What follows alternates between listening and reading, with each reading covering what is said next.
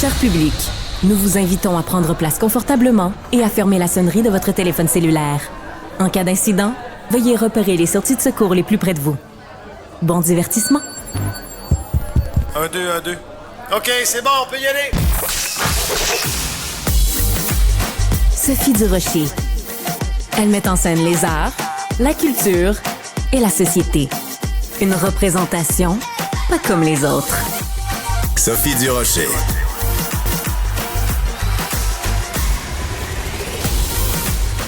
Bonjour tout le monde, j'espère que vous allez bien. Le mot woke, là. Il y a des gens qui nous accusent, nous, les vilains chroniqueurs de Québécois, qui nous accusent de galvauder ce mot-là, de l'utiliser tout le temps, d'exagérer une supposée menace qui en fait n'est pas du tout menaçante et tout ça. Il y a des gens qui disent ça. Mais c'est drôle parce que dans l'actualité, là, quasiment chaque jour, puis je dirais même plusieurs fois par jour, moi, je vois des affaires qui se passent. Je vois des articles aux États-Unis, je vois des articles en France qui dénoncent justement le wokisme comme il est en train de s'insérer un petit peu partout.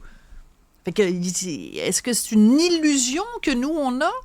Qu'on voit du wokisme partout, puis que eux, les gens qui nous critiquent, ils disent, ben, ils voient pas? Je sais pas. En tout cas, mon collègue Rémi Villemur, qui est étudiant au doctorat en sociologie, va nous parler d'un spectacle assez woke, merci, qui va être présenté à partir de ce soir et pendant 3 jours à l'Usine C à Montréal. Oui. Et d'un texte écrit dans Le Devoir à ce sujet qui lui-même n'est pas piqué des verres. Non, mais en fait, tout part d'une bonne intention. Sophie, je sais que tu aimes ça, sortir au théâtre. J'adore le théâtre. On s'est presque croisés au spectacle de Renaud. Je t'ai déjà vu au Jésus. Et là, j'ai vu ça passer. Donc, c'est pas loin d'ici, là, l'Usine C. Donc, et ça commence ce soir. Donc, je vais essayer de te vendre ça. Ça s'appelle Carte noire nommée Désir. C'est une pièce... C'est léger, là. OK, d'accord? Là, on est vraiment... léger. Ben, là, j'aime ça, le léger. Il annonce beau en fin de semaine. Oui. Donc, tu sais, quelque chose de, tu sais, on va se bidonner, là, tu sais, un truc hyper léger. C'est une pièce qui aborde la question, je cite, là, du regard posé sur les femmes noires, hein, un regard qui, évidemment, est parfois, je cite là, la metteur en scène, hyper sexualisant, objectivant, déshumanisant. Bon, évidemment, moi, je ne veux pas utiliser ma propre expérience. Moi, j'ai jamais posé un regard pareil, mais je pense même que je connais personne qui l'a déjà fait. Mais bon, j'imagine quand même que ça existe. C'est un concentré de colonialisme, cette pièce. On dénonce le colonialisme, le regard sexiste et raciste sur nos corps. Fait que moi, je te dis, là, c'est une belle pièce. Là, moi, je te dis, là, prends un petit popcorn, un petit verre de gin tonic, puis tu vas passer du bon temps. C'est 7 personnages. Mais si c'est léger, je pense même un petit verre de rosé ferait mieux l'affaire. Oui. Mais là, par contre, je sais que tu aimes ça arriver d'avance pour avoir des bons sièges. Oui. Là, ça ne marchera pas parce qu'il y a 30 places qui sont prioritaires, non pas juste aux personnes noires, c'est aux spectatrices noires. Donc, c'est sur le bord de la scène.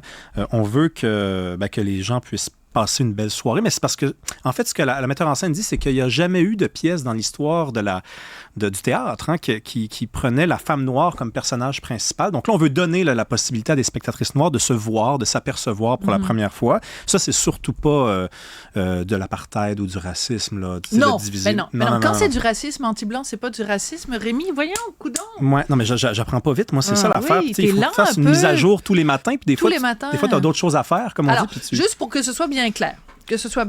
Ce soir, on est le 23 mai. Ce soir, à l'Usine C, il va y avoir une pièce de théâtre. Et on va faire un tri. Oui. Comme à une certaine époque, on faisait aux États-Unis, où il y avait des abreuvoirs pour les Blancs et des abreuvoirs pour les Noirs. Comme dans les autobus, il y avait une section pour les Noirs, une section pour les Blancs. Alors, dans un théâtre, en 2024, à Montréal, quand vous allez rentrer à l'Usine C, il va y avoir un tri. Et si vous êtes une femme, ce ne sera pas suffisant. Moi, je n'aurai pas le droit. Non. Si vous êtes une femme noire, par exemple Émilie Nicolas, si elle va voir la pièce de théâtre, elle va pouvoir être assise à des sièges réservés pour les femmes noires. Oui. Mais on n'a pas le droit de critiquer ça parce que sinon, on est raciste et sexiste, j'imagine. Oui, tout à fait. Puis, ce qui est drôle, c'est que moi, quand j'ai vu ça dans Le Devoir, je me suis dit, waouh, il y a quand même une salle qui accueille cette production-là. Et qui accepte ça. Oui, tout à fait. Mais tu sais, je me suis dit, j'espère au moins que les artisans sont reconnaissants. .e.x.s. Eh bien, pourtant, non, regarde bien ça. La metteur en scène, elle dit qu'elle est consciente que dans l'institution et dans les lieux où se tiennent ce soir ces activités-là, eh bien, généralement, on ne donne pas la priorité en termes d'invitation ou de point de vue à des spectatrices noires. Donc là, tu te dis, waouh, mais c'est le summum de l'ingratitude. Au lieu de juste profiter de l'occasion presque hasardeuse qui t'est offerte de ce soir te montrer, tu prends quand même la peine de corcher la salle au passage. C'est quand même incroyable. Bien, surtout que quand on parle de l'usine C, si vous n'êtes pas familier avec l'usine C, c'est donc c'est le monde de Gilles Maheu, c'est au début, à la fondation, c'est un théâtre expérimental, c'est un théâtre où on ose, c'est un théâtre audacieux, c'est un théâtre qui brise les conventions, c'est un théâtre qui est ouvert à tous, à toutes les idées, à toutes les formes de création. C'est un théâtre libre. Donc, quand elle donne, madame, donc il faut la nommer, Rebecca Chaillon, quand elle donne une entrevue au Devoir, puis qu'elle dit, même les gens de la salle donnent pas habituellement la parole aux femmes noires, de que c'est, là. Ben oui, mais ça, c'est le propre du wokisme, on en parle souvent à Cube, c'est d'inventer une réalité pour ensuite la dénoncer. Et quand on la dénonce, après, tu te dis, ben regardez, pourquoi on ferait autre chose que dénoncer ça? Oui, mais le problème, c'est qu'on n'est pas d'accord sur le ça. Parce que c'est exactement ça. On n'est pas d'accord sur la prémisse. Mais oui. Regarde bien ce qu'elle dit. Elle dit, en France, pourquoi il est possible de tuer des personnes qui nous ressemblent, elle parle des Noirs, dans le grand silence de la gauche. Mais depuis quand la gauche est silencieuse sur ça? Non, mais c'est parce qu'elle fait référence, OK? C'est parce que la pièce de théâtre donc, qui est présentée ce soir et pour les 3 prochains jours... Éduque-moi. Non, je t'éduque pas. C'est juste, je rappelle pour les gens qui nous écoutent, avait été présentée en France, à différents endroits, et a été présentée ensuite à Avignon, parce qu'il y a un festival de théâtre, évidemment, à Avignon. Et là, ça a fait créer un scandale, parce qu'il y a eu beaucoup de haine dirigée contre cette dame, et c'est très dommage, en effet, qu'il y ait de la haine. Sauf que dans l'article, elle dit la haine venait de l'extrême droite. Ben, je m'excuse, mais moi, j'avais quand même, tu sais, à cette époque-là, je me souviens de tonnes et de tonnes d'articles. Donc aujourd'hui, quand elle dit ça se fait dans l'indifférence de la gauche, je comprends pas pourquoi elle s'en prend à la gauche, puis que c'est comme, à la gauche, ils sont pas corrects parce qu'ils ont pas pris notre défense, puis à l'extrême droite, ils sont pas corrects parce que ce sont eux qui nous ont attaqués. Donc, il y a personne qui est correct dans son monde, finalement. Oui, puis si les gens doutent en ce moment de l'idée qui sont en train d'essayer de nous éduquer, écoutez ça. Elle dit, l'objectif de cette pièce-là, c'est de faire en sorte que les spectateurs qui disent se sentir concernés puissent être concernés par la suite. Donc, on est vraiment dans l'éducation, là. Donc, si même vous avez des bonnes intentions, si vous vous renseignez, si vous vous éduquez, si vous vous dites sensible, c'est pas suffisant encore. Venez voir la pièce et par la suite, on va pouvoir mettre l'étiquette, on va pouvoir vous étamper. Enfin, vous êtes une bonne personne, vous êtes ouverte, vous êtes inclusive. Bon, alors j'irai même un peu plus loin, parce que dans ce fameux article du Devoir, qui est donc une entrevue avec Rebecca Chaillon dit, il y a certaines personnes qui vont assister à la pièce de théâtre ce soir et qui vont voir donc des femmes noires assises à un endroit privilégié. Donc c'est un privilège femmes noires. Elle dit, il y a des gens qui vont venir voir la pièce ce soir et ça va être la première fois qu'ils prennent conscience de leur blanchité. Et ça, j'avoue que dans mon petit vocabulaire de dictionnaire woke, je ne l'avais pas encore entendu, moi, la blanchité. Alors, si moi, j'allais, mettons, ce soir voir le spectacle et que je voyais, en effet, des femmes noires accompagnées pour aller à l'avant, pour avoir un meilleur regard sur la pièce, peut-être que, Rémi, pour la première fois de ma vie, je me dirais, coudon! Ça fait des 59 ans que je me regarde dans le miroir, mais t'es jamais rendu compte que j'étais blanche. Oui, mais là, ce soir, grâce à cette pièce de théâtre, enfin, les amis, Stéphanie, je ne savais pas que j'étais blanche, je l'ai appris là, aujourd'hui même. Puis ça, c'est un progrès, ça. Non, mais c'est quoi ça? Mais c'est un progrès. Donc, dans 2024, si tu te considères québécois, là, et que ce soir, tu réalises que tu es blanc, on vient d'avancer. Alors que dans mon livre à moi, on vient de reculer. On vient de régresser. On vient de reculer. Parce que c'est ça l'objectif de la culture, c'est de prendre des gens d'origine ethnique différente et d'en faire des Québécois, ou d'en faire des Français, ou d'en faire des Anglais. Et de ne pas tenir compte de leur origine ethnique. Et on va reciter et reciter Martin Luther King.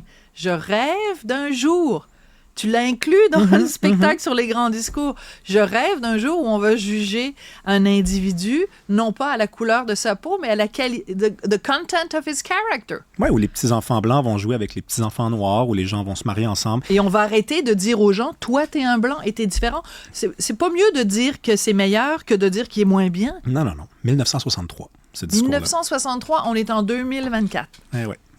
On avance. Puis le Devoir, donc, on avance par en un arrière. petit mot quand même sur le Devoir qui donne la parole à ce genre de contenu-là. c'est pas tout à fait utile de rappeler Henri Bourassa, les grandes années du Devoir d'André Laurando. On n'est pas obligé de remonter jusque-là. Mais quand même, c'est quand même incroyable que ça soit dans le Devoir qu'on trouve ça. Si vous voulez un texte woke, là, c'est même pas dans la presse ou à Radio-Canada que vous allez le trouver, c'est dans le Devoir. Non, mais c'est qu'aussi, à la défense quand même, c'est-à-dire qu'en fait, quand tu es journaliste affecté à la couverture culturelle, tu interviews toutes sortes de gens. Dans ce cas-ci, c'est pas une chronique d'opinion, c'est une entrevue. Donc, elle s'assoit, la journaliste, elle pose des questions à Rebecca Chaillon lui répond. Elle n'a pas à assumer pour elle-même le contenu des réponses de Mme Chaillon. Par contre, il y a moyen quand même, comme intervieweur, excusez-moi, je vais utiliser un terme anglais, donc je ne l'utiliserai pas un terme anglais, j'ai trouvé quelque chose en français, de batailler un peu, de remettre en question ce que la personne te dit, de la mettre au défi, dire « Ah oui, vous pensez vraiment que c'est pour la première fois, les gens vont se rendre compte de leur blanchité ou de leur blanchitude? » Tu sais, il y a moyen de... Mais sais-tu comment ça s'appelle, ça? De gosser, ça s'appelle faire son travail. Bon journalisme. Je savais que tu allais dire ça. Tout simplement. Ben oui, parce que ça existe. Parce que ça existe. Alors, écoute, c'est très intéressant. Et tiens, tu me donnes une idée quand je vais parler tout à l'heure à Julie Marcoux, à LCN, de ce festival Séfarade qui sépare les hommes et les femmes. Et ça, c'est un autre bon exemple de séparation homme-femme, mais c'est pas au nom de la religion, c'est au nom d'une autre religion, la religion woke. Merci beaucoup, Rémi Villemur. Bye bye, Sophie.